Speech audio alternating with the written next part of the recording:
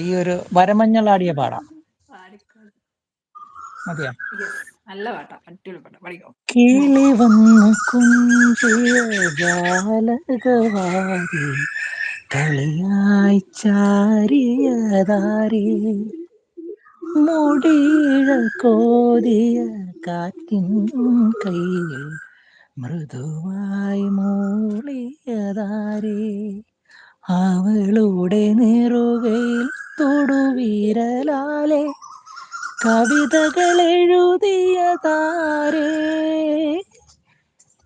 നിനവുകൾ എഴുതിയതാരേ അവളെ തരളിതയാക്കിയതാരേ